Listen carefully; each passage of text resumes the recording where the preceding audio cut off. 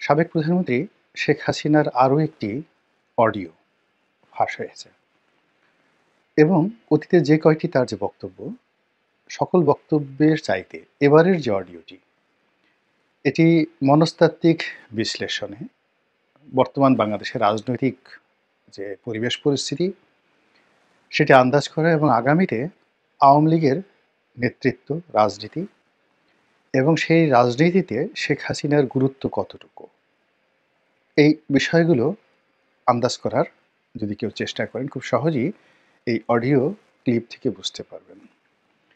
প্রথমত, এই কয়বার যত ভিডিও কিংবা ভিডিও তো ফাঁস হয়নি, অডিও ফাঁস হয়েছে অথবা ফাঁস করা হয়েছে।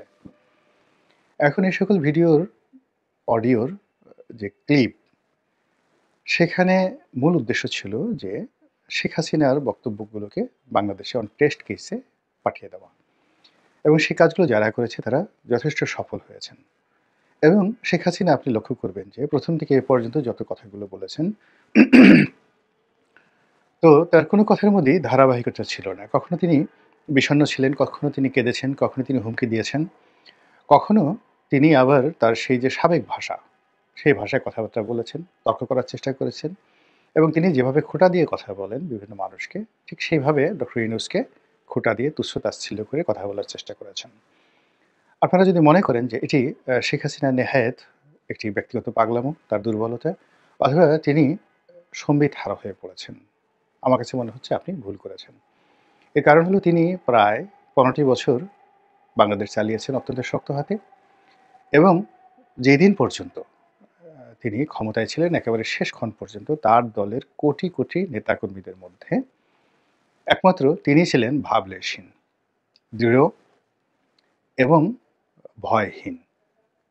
তার সঙ্গে যারা ছিলেন, সেনা কর্মকর্তা, সিভিল সার্ভিসের কর্মকর্তা থেকে শুরু করে আরও অনেকেই, তারা ভয়ে কম্পমান ছিলেন।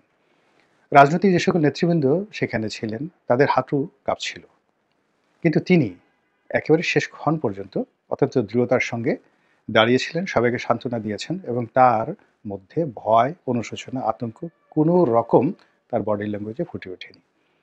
আপনারা যদি তার চলে যাওয়ার সেই দৃশ্য দেখে থাকেন, এবং আপনার যদি যে মৌখিক এক্সপ্রেশন বা ফেসিয়াল এক্সপ্রেশন সম্পর্কে ধারণা থাকে, তো ওই সময় লক্ষ্য করবেন যে তাকে জড়িয়ে ধরে বা তাকে স্পর্শ করে একজন সরকারি কর্তা, মহিলা কর্তা, তিনি অঝরে কাঁদছিলেন। কিন্তু এই ঘটনায় শেখ হাসিনা একটু বিচলিত না হয়ে তাকে সান্ত্বনাও দেননি, বরং খুব দৃঢ়তার সঙ্গে তিনি তাকে বোঝানোর চেষ্টা করেছেন যে তিনি যাচ্ছেন, আবার তিনি ফিরে আসবেন। এরকম তার অভিব্যক্তি আপনি ফেসিয়াল এক্সপ্রেশনে খুঁজে পাবেন। তো সেই শেখ হাসিনা ভারতে গিয়ে ইচ্ছে করেই তিনি একটার পর একটা অডিও রেকর্ড নিয়ে ফাঁস করেছেন, তৈরি করেছেন এবং ফাঁস করেছেন, এবং সেটি নিয়ে আমরা সারা বাংলাদেশের মানুষ নাচানাচি করেছি এবং এখনও করে চলেছে, এবং এটাই তার রাজনীতির প্রধান সফলতা। তিনি এমনটি চেয়েছিলেন, এবং তার সেই বক্তব্যের কারণে আমরা যে রেসপন্ড করছি, এর দ্বারা তিনি খুব স্পষ্ট করে বুঝে নিয়েছেন যে বাংলাদেশে তার গুরুত্ব রয়েছে, তার ভয় এখন অনেকটা কম্পমান, তাকে ভালোবাসেন অনেকেই, এবং তাকে কাছে নেওয়ার জন্য অনেকেই আগ্রহী, এবং তাকে কোনো অবস্থাতেই রাজনীতি থেকে মাইনাস করার কোনো সুযোগ নেই। এর কারণ হলো, যখন তিনি কেঁদেছেন, তখন তিনি মানুষের প্রতিক্রিয়া দেখেছেন যে তার সেই কান্নাকে কারা গ্রহণ করলো এবং কারা এই কান্নাকে নিয়ে তুচ্ছ-তাচ্ছিল্য করলো, গালাগালি করলো, হোয়াট এভার মেবি।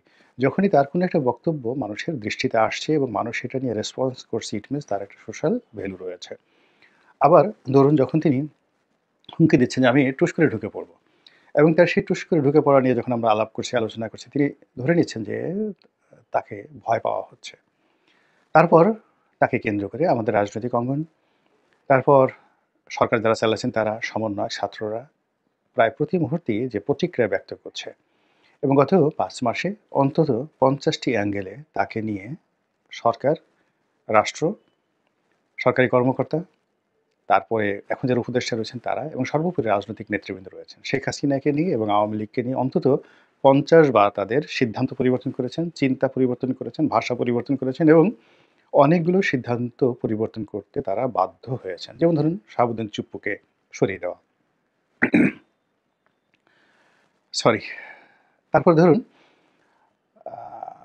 শাহাবুদ্দিন চুপ্পুকে সরিয়ে দেওয়ার পর আওয়ামী লীগকে নিষিদ্ধ করা, এই বিষয়গুলো। এরপর আওয়ামী লীগকে রাজনীতি থেকে আলাদা রাখা, ৭২-এর সংবিধান ছুঁড়ে ফেলে দেওয়া, এরপর ৭১-এর মুক্তিযুদ্ধের পরিবর্তে ২০২৪ সনের যে বিপ্লব বা গণ-অভ্যুত্থান এটিকে প্রতিস্থাপন করা এবং আরও অনেক কিছু। কোনোটাই কিন্তু কনস্ট্যান্টলি এবং যাকে বলা হয় কনসিস্টেন্টলি সরকার বা যারা বিভিন্ন পক্ষ রয়েছে তারা সেটি চালিয়ে যেতে পারেনি। ইট মিনস শেখ হাসিনা এবং আওয়ামী লীগের যে গুরুত্ব, এই গুরুত্ব আপনাকে মানতেই হবে। এই কারণে কি হলো, তার যে স্পর্ধা, তার সাহস, তার শক্তি, তার যে স্যাটায়ার করার ক্ষমতা, মানুষকে নিয়ে ঠাট্টা মশকরা করার ক্ষমতা, মানুষকে নিয়ে চিল করার ক্ষমতা যেটা আগে ছিল, এটি এই বর্তমান জমানাতে এসে না কমে বরং বেড়েছে। এখন তার যে বয়স, একেবারে পরিণত বয়স, যে বয়সে মানুষ সাধারণত জিকির করে আল্লাহু আল্লাহু, বিপদে পড়লে তাহাজ্জুদ নামাজ পড়ে। অনেক লোক এই সময়টাতে আওয়ামী লীগের যারা কখনো নামাজ কালাম করতেন না, আল্লাহকে বিশ্বাস করতেন না, তারা এই বিপদের মধ্যে পড়ে তারা তাহাজ্জুদ নামাজ পড়া শুরু করেছেন। তো শেখ হাসিনা অনেক আগেই তাহাজ্জুদ নামাজ পড়তেন, কিন্তু এই সময়টিতে তিনি একবারও নিজামুদ্দিন আউলিয়ার মাজারে যাননি, কিংবা গরিবে নেওয়াজ খাজা মঈনুদ্দিন চিশতি রহমতুল্লাহ আলাইহির মাজারে যাননি। এরকম কোনো দৃশ্য আমরা দেখিনি, বরং তিনি তার আপন জায়গাতে থেকে প্রায় প্রতি মুহূর্তে চাণক্যের মতো একটার পর একটা প্রোগ্রাম দিয়ে যাচ্ছেন। তিনি মানুষকে ব্যস্ত রাখছেন, পুরো বাংলাদেশে তার বিরুদ্ধের লোককে ব্যস্ত রাখছেন, তার পক্ষের লোকদেরকেও ব্যস্ত রাখছেন।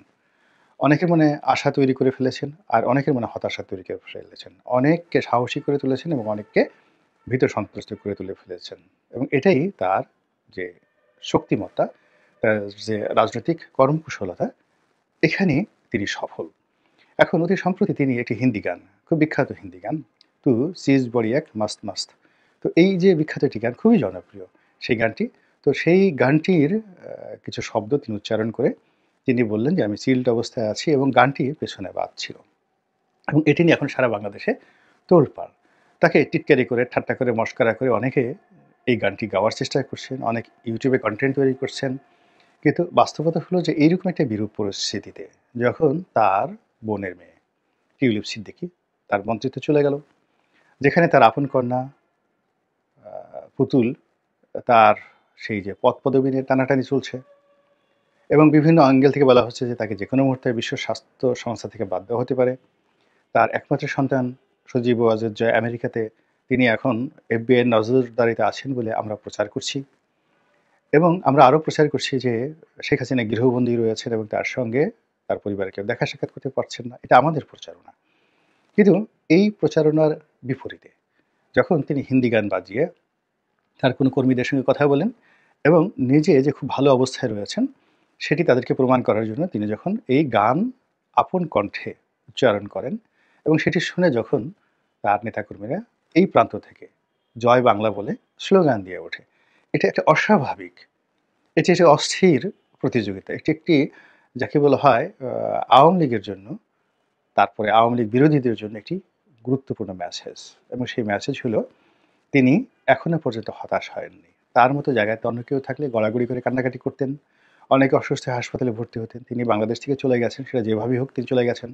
তিনি ক্ষমতা হারিয়েছেন, তার যে বিষয়গুলো গর্বের বিষয় ছিল, বস্তু ছিল, সেই বিষয়গুলো তছনছ হয়ে গেছে।